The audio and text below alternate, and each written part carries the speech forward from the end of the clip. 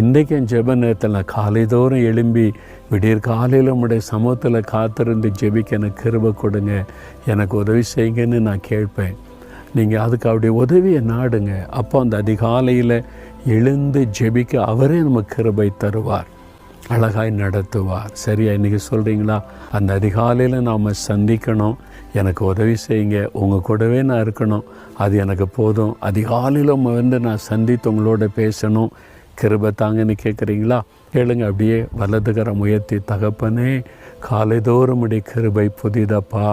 மோசே அதிகாலையில் இருட்டோடே மலையிலே வந்து காத்திருந்து உம்மை தரிசித்ததை போல நானும் அதிகாலை எழுப்பி உம்மை தேடணும், உம்முடைய குரலை கேட்கணும். எனக்கு கிருபை தாங்க, கிருபை தாங்க, கிருபை தாங்க.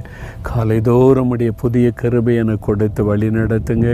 என்னை அதற்காக ஒப்பு கொடுக்கிறேன். இயேசுவின் நாமத்தில் ஜெபிக்கிறேன் பிதாவே, ஆமேன்.